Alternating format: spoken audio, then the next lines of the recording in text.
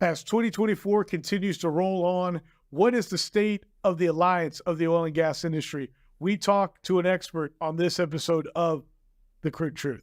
In 1901, at Spindletop Hill near Beaumont, the future of Texas changed dramatically as, like a fountain of fortune, thousands of barrels of oil burst from the earth towards the sky.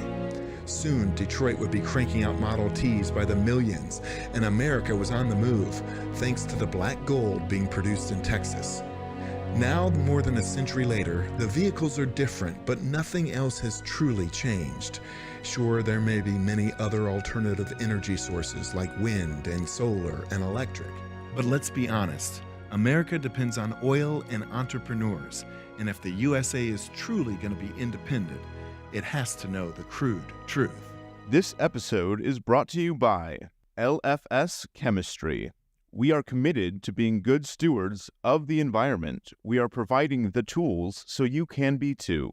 NAEP Expo, where deals happen.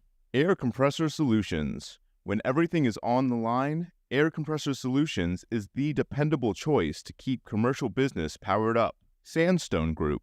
Exec Crew. Elevate your network, elevate your knowledge. Texas Star Alliance. Pecos Country Operating. Fueling our future. Hello there, and whatever time of the day it is, thank you as always for turning in for another episode of The Crude Truth.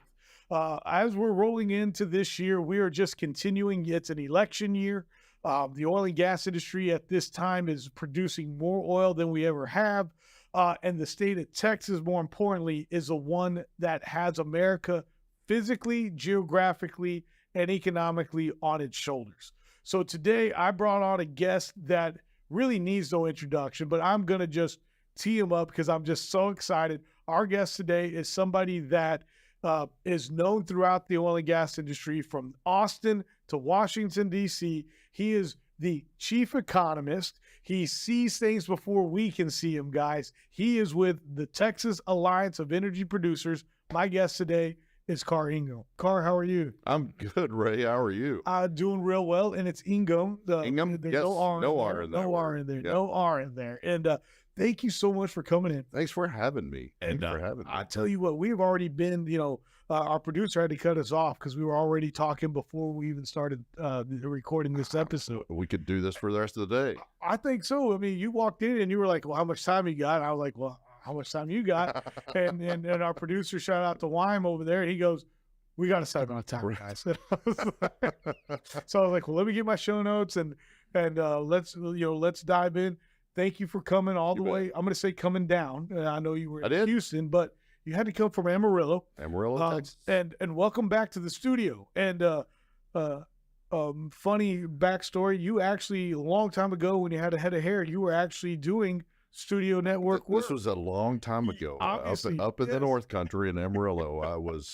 First I was a radio guy for 3 years, so who cares about what you look like? Yep. But I did a year or two of television. This was farm and ranch work, which, I mean, the farm broadcasting business is big in farm parts of the world. Yeah. And I did 4 or 5 years as a radio television guy up in Amarillo, Texas. Well, as I listen, you definitely have the voice for radio. Why? How does it sound? Does he sound like, yeah? Wyme's giving us a thumbs up over there that you got the voice for it. So, I don't know. Maybe people are going to, maybe you need to do this more often. And because I don't see you out I'll there. do it anytime you want to do it. Well, come on. And we need to talk. Texas Alliance of Energy Producers. You are the chief economist over there. And, I've had on Jason last year. And, you guys are, the word important doesn't even begin to describe how important you guys are to the small operators like Pecos Country Operating and all the other ones here in the great state of Texas. Y'all represent the over 50% of the operators in Texas that produce over 50% of the production here in the state. So what you guys are doing is so, so important. So for any of our listeners that never, listened to that episode and tuned in because they're excited to see you, not Jason, I'm sorry, and I'll give Jason a hard we'll time. Tell Jason that too, of course. I'll play that part back for him. Oh, we will. We'll have to give him a hard time. But can you tell us a little bit about the Alliance? Yeah, you bet. The Texas Alliance of Energy Producers is a statewide upstream or exploration and production industry trade group. And so we represent people who are in the business of producing crude oil and natural gas in Texas. And along with that, the service companies and the drilling companies. So what I would call kind of the upstream sector of oil and gas activity. That's what we do at the Alliance. There are other groups that represent upstream, midstream, downstream. We are just upstream focused people who pull crude oil and natural gas out of the ground and sell it. And as you mentioned, I mean, our focus, we've got all sizes and profiles of companies as members, and we are thrilled to have all of them. And they wouldn't be members of ours if they didn't think we brought value to them somehow, either in our work in Austin, at the legislature, and at the commission. And that's most of it, especially for the larger companies, but DC as well, because we're a player there, unlike most of the other oil and gas trade groups in Texas, which is fine. I mean, they're focused in Texas, but you know as well as I do, you can get clobbered by DC pretty quickly, and they are doing their level best to do away with the oil and gas industry, period, I think. But who's first to go? The smaller independents, the smaller operators. And so it's this group for whom we stand in the gap, and proud to do it, pleased to do it. I like to say, you as well as me, everybody out there, you know, if they said, okay, name some oil and gas companies that you know. I mean, somebody who has nothing to do with oil and gas could rip off a list of 5 or 10 companies. I like to say we represent great, long-tenured, sophisticated, fantastic oil and gas operators in Texas whose name nobody's ever heard before. Yeah. And I don't want them to go away. If just the economics of the industry and the economic progression of things does away with companies over a period of time, I don't like that, but that's kind of the way the world works in every industry and every sector of the economy. But if they get put out of business because of bad, onerous, burdensome federal policy, or state policy for that matter, that's a different matter altogether. And these are the things that we spend a lot of time on. You know, you talk about the bad policy. Here it is, 2024. We're in a presidential election year now. At this time, we still don't know who is going to be the Republican candidate as a whole. And as of right now, when we record, President Biden is going to be the Democrat president candidate. And again, who knows what's going to happen. But you talk about the policies that you guys are fighting against and fighting for that help out the smaller independents. You know, this president at the beginning during his entire campaign, and even after when he first got in office, was, we're going to kill the oil and gas industry. And I'm going to look at the camera, why the states of Pennsylvania and Ohio voted for a man that wanted to kill their workers' industry, I'll never understand that. That's stupid. Lack of better words, our craziness. Continue to do the same thing and expect a different result. But he was preaching that. He was campaigning on that throughout the United States. He gets in office. He continues to do that. He slows down all the permitting for all of us oil and gas companies. And next thing you know, we have some of the worst inflation that we've ever had. And guess what? He's now gotten quiet over the last 2 years about shutting down the oil and gas industry. Karr, I'm going to throw something out at you that we didn't even talk about as we talk. Does oil and gas and the economics of oil and gas correlate with the economics of the inflation in the United States? Is there any doubt about this? Yes, absolutely. Of course it does. I'm a guy that every month looks at various sets of economic data that all have something to do with one another. I spend a lot of time looking at oil and gas data, oil and gas production data, trends, time series, but you have to tie all of these things together. So I pull numbers together every month and plug them in and run analysis on these things. And of course, we put crude oil data, price data out there as both a nominal number, which is unadjusted for inflation, and then as real price data, which is adjusted for inflation over time. So you really know what you're looking at. And as a part of this, you have to pull consumer price index data month in and month out by sector. So this is just broadly speaking. price changes, which is the consumer price index. That's just a number that goes up or down depending on whether things are getting more expensive or less expensive, or how fast they're getting more expensive, largely. And so retail spending on everything, automobile sales, housing, you name it. And of course, there are various energy components of this. And it's clear that, number one, when energy prices are going up, it's a direct contributor to a rising consumer price index and a more rapidly rising consumer price index. So that's factor number one. Factor number two is all the rest of these sectors have to use energy.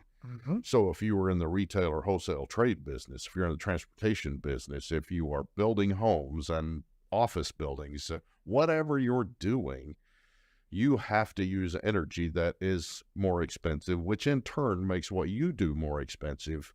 It's clear that energy price increases are a multi-factored driver of inflation. And listen, we were going to have some inflation coming out of COVID. There's no doubt about this. You've got supply chains that are wrecked because we just went through this major global event that none of us have ever seen. Hopefully we'll never see again. We were going to have some inflation.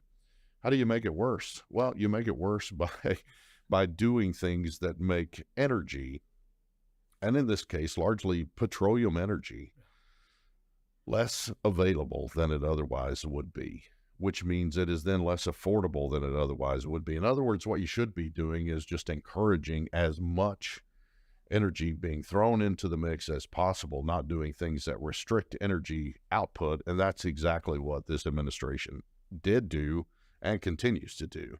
You're right. He's gotten less vocal about this. Yes. When he first took office, he was very vocal about it. He and the Democrats in Congress, both anti-U.S. oil and gas.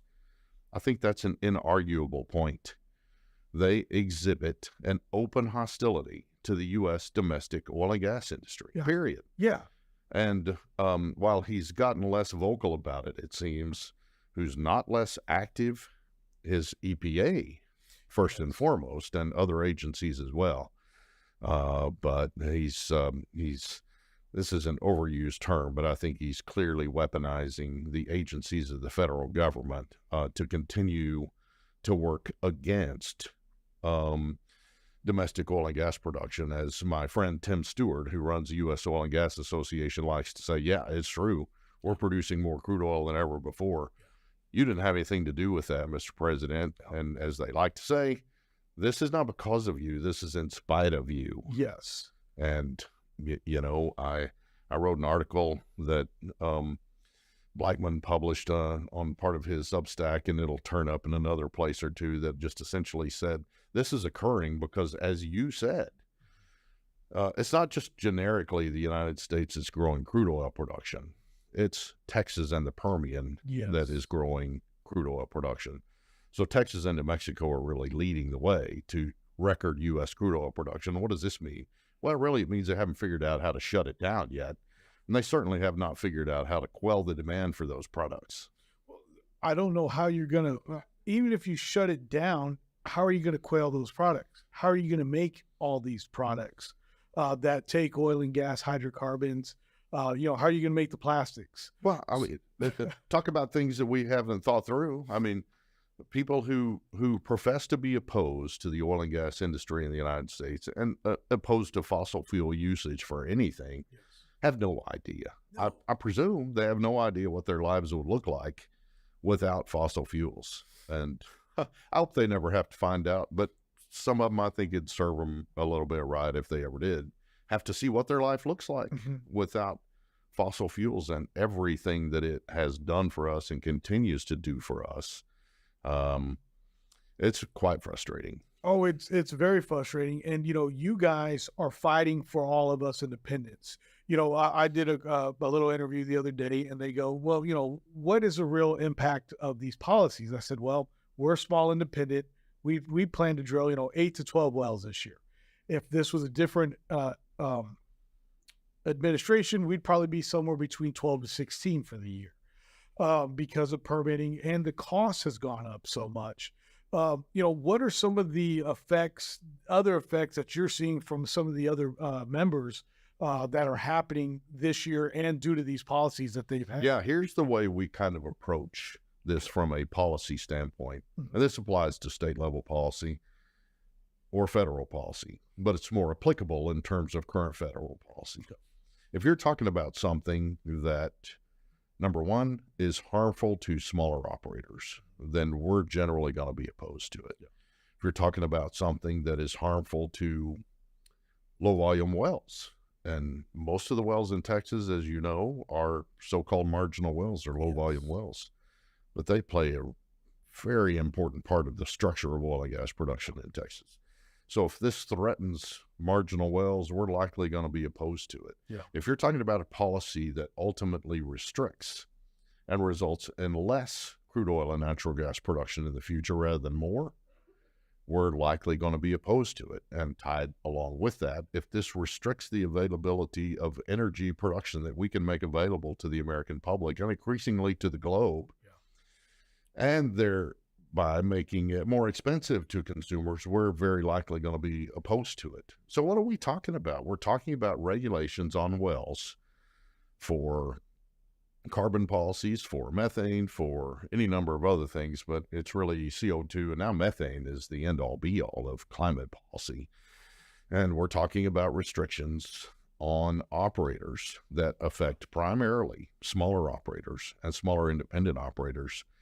And listen, I'm telling you, I think most people have no idea what the threat of the current EPA is to the marginal well inventory in Texas and the United States. I mean, you're talking about shutting down thousands of wells and honestly, tens of thousands of wells in Texas and maybe hundreds of thousands of wells nationally. And it's hard to sit on the sidelines and just let this happen. And that's the reason we're not just sitting on the sidelines and letting this happen. You know, you talk about there's so many small producers, and, you know, a small producer is somebody that really makes less than 1,000 barrels a day. And you've got families and you know, the part of the company, or part of the organization started in Wichita Falls. Right.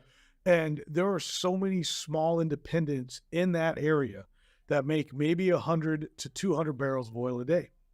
And they are mom and pop shops. And, you know, I want my listeners out there to go ahead and do the math on 150 barrels of oil a day and figure it out that at, let's just say $70 oil, figure out what that is for the year. And then just maybe add a total of 5, you know what, add 10 people that are on that payroll list and things like that. That's a darn great year for those individuals. Without a doubt.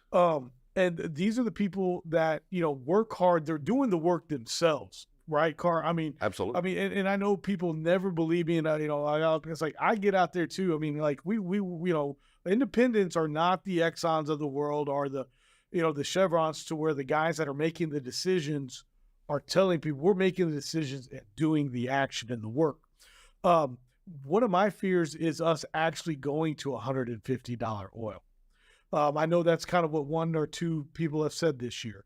And before I get your take on it, I think it's a bad thing, because I feel like that's going to price out all these small independents from even be able to do the work that needs to be done on their wells. So for me, not only does the economy go to crap, in my opinion, but we're going to lose so many small independents that are going to get gobbled up by the majors real quick. What are your thoughts? Yeah, there's lots of oil and gas operators that I know, smaller operators that are not comfortable with even $120 crude oil. I mean, when this happened last year in 2022, when Russia invaded the Ukraine and you got prices spiking upward, you've got oil and gas guys for a host of reasons, not the least of which is when crude oil goes up pretty rapidly, gasoline, first and foremost, other end-use products as well. But the American consumer's relationship to energy on a daily basis is really the price of a gallon of gasoline. Yeah. And consumers get really nervous and noisy. Yeah. And the political people that represent them get really noisy, and they tend to shout down the oil and gas industry. So it puts a negative spotlight on oil and gas when crude oil prices go sky high, even though they certainly didn't cause it. They're trying to prevent it by producing more. And outside of that, it does make just doing business more expensive across the spectrum. Now, you know, if you're producing 100 or 2 barrels a day and you're getting 150 for it rather than 70 for it, well, you know, there's some offset there. But I think there's kind of a sweet spot for crude oil prices, and it's not $120 a barrel, certainly not 150. It's also not 40 or 50. We're at the time that we're talking today, we're at about $70 oil, 72, 73. You mentioned the war in Ukraine.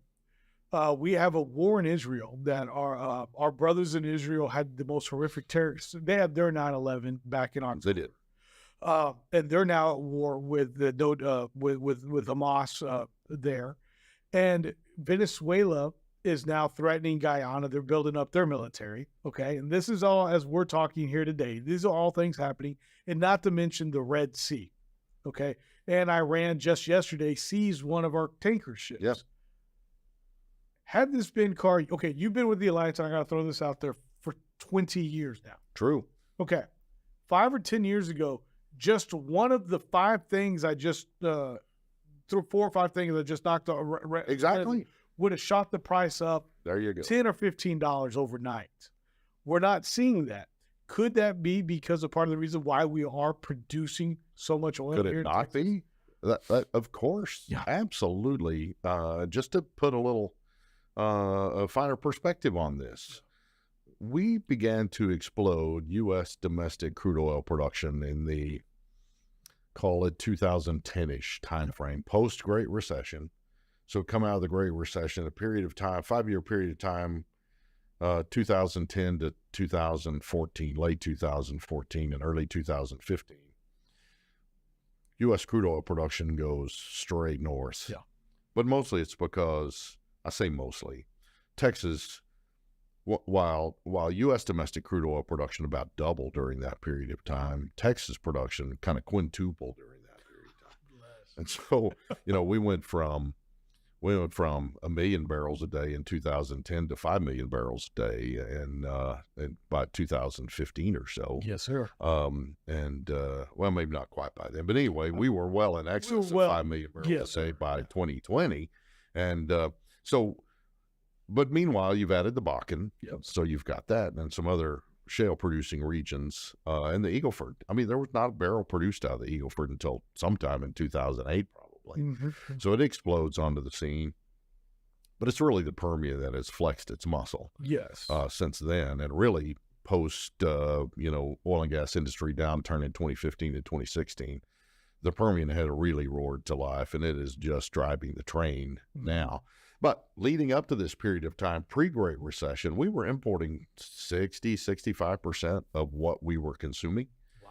We were importing 60 to 65% of our crude oil usage that had to come in from somewhere else to get into U.S. refineries.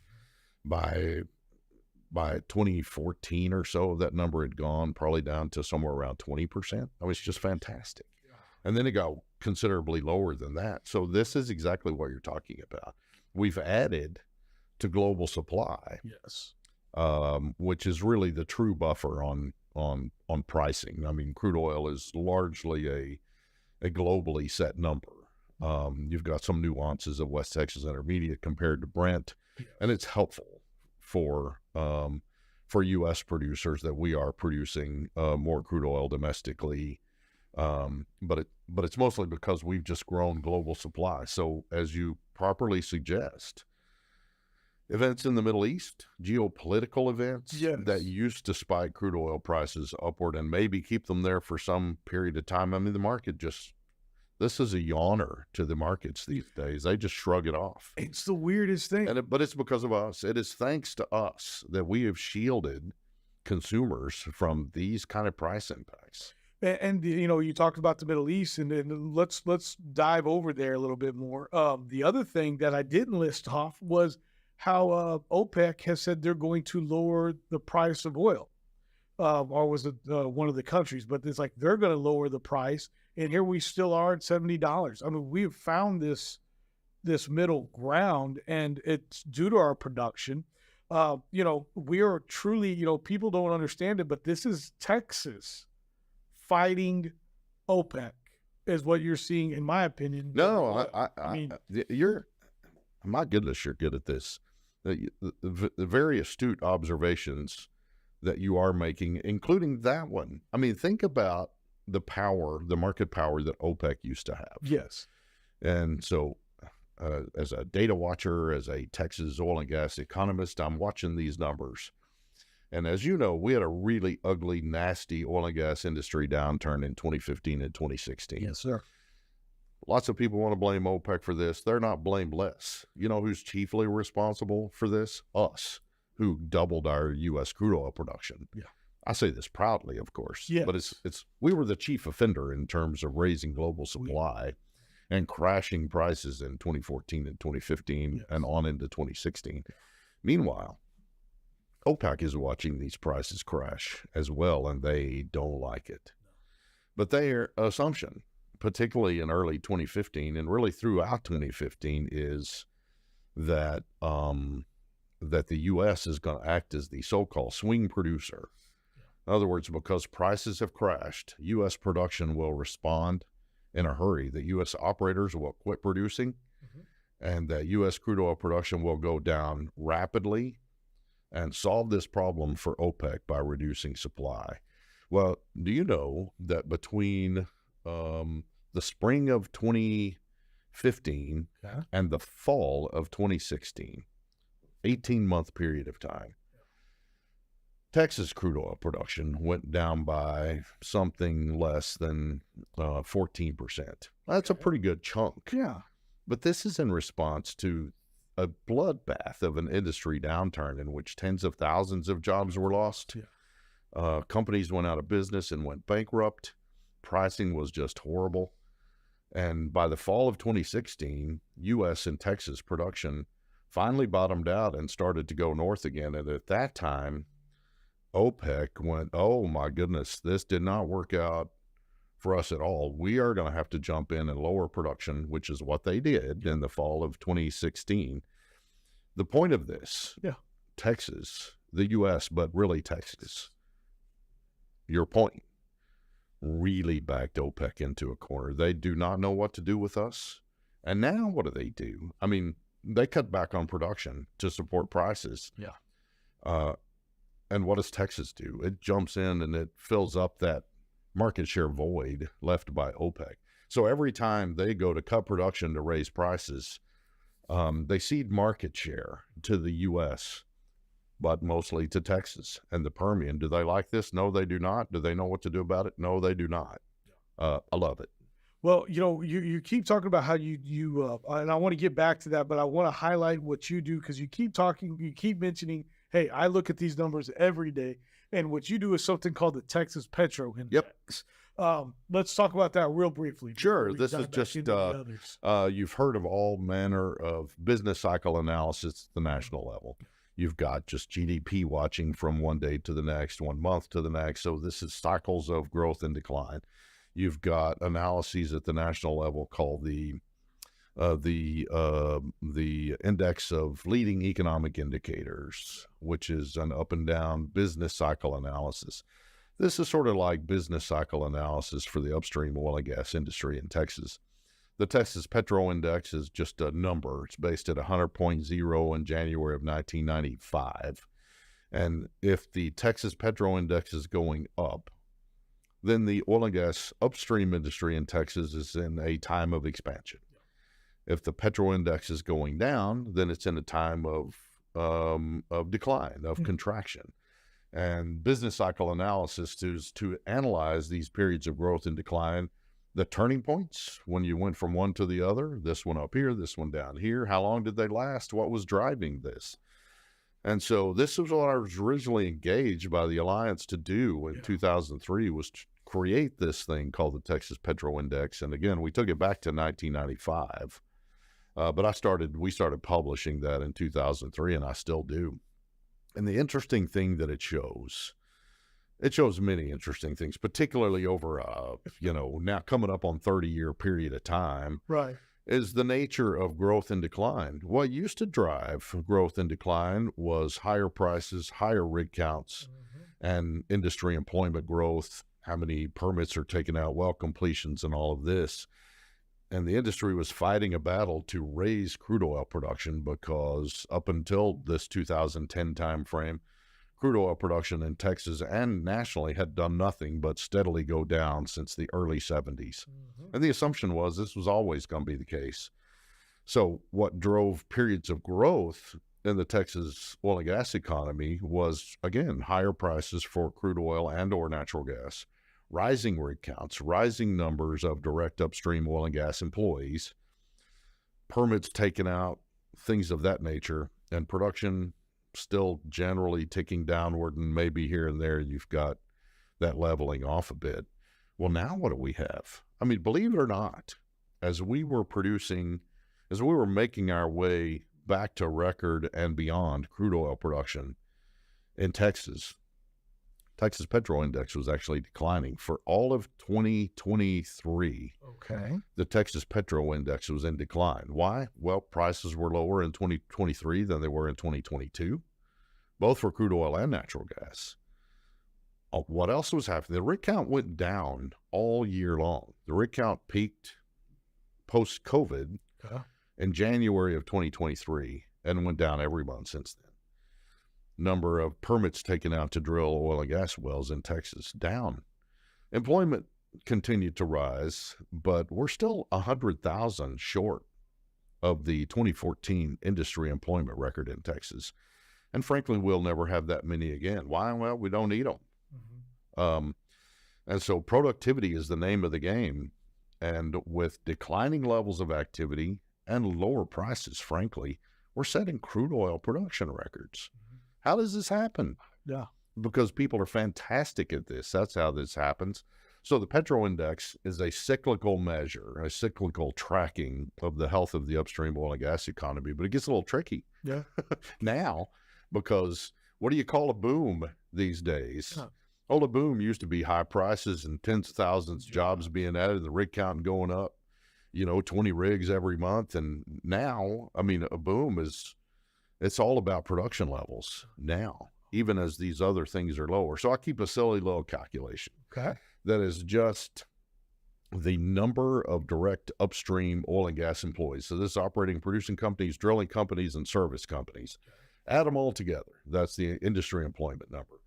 Divide that monthly number into the monthly number of crude oil, barrels of crude oil produced in the great state of Texas. And in theory, what you get is how many barrels of oil is one guy producing, one employee producing. And that number went from something less than 200 in about 2010 to somewhere between 900 and 1,000 on into this expansion pre-COVID. The productivity levels, I mean, what one rig can do, what one employee can do. Yeah. This is what all industries endeavor to do over time, by the way. We've just seen it play out in real time and in very real, spectacular ways by the oil and gas industry. These guys, small and large, by the way, small companies and larger companies, have gotten so fantastic at doing what they do, drilling holes in the ground and bringing crude oil and natural gas to the surface, that we can produce record and growing amounts of crude oil and natural gas with nowhere near record rig counts, nowhere near record employment, nowhere near the record number of permits taken out. It's an extraordinary, fantastic story that I love to tell. It's hard to get this broad understanding out there, but this is exactly what that looks like. Well, you talk about the booms, and now it's about the production. So technically, I guess by your definition, we're producing more oil than we ever have. So we're at a boom right now. I want to ask you a question so I can use the answer sometimes. So people ask me about what's going to happen down the road. And right now, okay, we're producing more oil than we have. We're fighting OPEC with that production that we have, keeping a constant $70 to $80 oil. The economy's moving it's not quite 100% greased, but it's doing very well. But our rig count is down, which means we are not replenishing our reserves right now, let alone the strategic petroleum reserve. Take that out of the equation, okay? Is there a way, and I'll throw this question that we didn't talk about, is there a way that we can continuously produce what we need to replace what we're producing right now and not get in an oh shit scenario, lack of better words, because at some point we're going to outproduce and not have the reserves to go, and then to where that supply and demand just flip places. Yeah, I mean, and the price is going to shoot up. Sure, if you think about it, this has been the nature of these crazy cycles in oil and gas over a long period of time. What I guess you might loosely call boom and bust. Yes. Rapid growth, really sharp decline. I mean, if the general economy had to go through that kind of roller coaster ride, you can't even imagine. No. Oil and gas guys just do it. It's a good thing we do it for everybody else in America. You're not wrong about that. But part of the reason is that that particular scenario, the industry hadn't quite figured out how to get on top of that yet. Yeah. And so when activity levels go down, when prices go down, and when revenue to companies then accordingly goes down as well, there's not investment in new drilling that comes around fast enough. And so you've always got demand and supply maybe almost going in different directions at the same time. Demand goes down, supply is high. Prices crash. Yep. Well, then supply has to go down. But by that time, demand is already going back. So you've got these two demand and supply curves intersecting with one another, causing all this stuff that you're talking about. Yeah. And but frankly, we've gotten a little bit better at this. We've smoothed out some of these cycles. But I think that you are not wrong about this. Even though crude oil production went up in 2023 and again moved into record territory. Yep. Even as the rig count was going down, a lot of that happened earlier in the year than later in the year. And I think there's no doubt about the fact that if you don't drill enough wells to replace production from just decline curves, if nothing else, and it is largely that, then you sort of do run into this scenario where demand may be on the upswing, and there's been what you might call just underinvestment in new development and bringing new oil and gas to market, that you sort of end up in this scenario. But again, we've kind of smoothed out this curve, over the last 6 or 8 years, maybe. Mm-hmm. Take COVID out of the picture because who knows how to assess that. Yeah. But and then, it used to be, and this was decades ago, that what happened in the United States really drove crude oil prices. What we were producing here and really in Texas, I mean, West Texas Intermediate and Texas crude oil production was the driver for what happened to oil prices in the United States. This is just perfectly global number now. Yeah. So it's not just what happens economically in the United States. It's what's happening in these high population countries that are in various stages of development, like China and India and other parts of the world. What do their economies look like? What is energy demand looking like there? How's this playing out there? What's the desire for just economic development that is generally energy demand intensive? Yep. In places like India and China? And so even if we have a pretty nicely performing U.S. economy, the Chinese economy may be slowing. Yeah. So this makes us all lousy at crude oil price predictions. I have a friend who likes to say, there are two kind of people in this world: those who can predict what crude oil prices are going to be in the future, and there's only one kind of, those that cannot predict what crude oil prices are going to be in the future. So, everybody's doing it now, though. I mean, EIA is doing it. All the brokerage houses are doing it. And they're all over the map. All over the map. One thing about the show is it's recorded, right? I mean, so I'm out there. And I think for the first 6 months of 2023, I kept saying, we're going to average $100 oil in 2023. I don't even think we technically touched on it. I mean, you were not the only one saying this, obviously. I saw somebody, and this may have even been for 2025, knocking their Brent price down to 60, which means the WTI price is more like No, this was a for real. I mean, this was a I have- brokerage house. Okay, well, I need to get on that because I had it was City. Okay, because Dr. Ed Ireland, who's a I know yes, the good doctor. and he texted me, and I have not called him back. I need to. Well, hopefully by the time this airs, I have.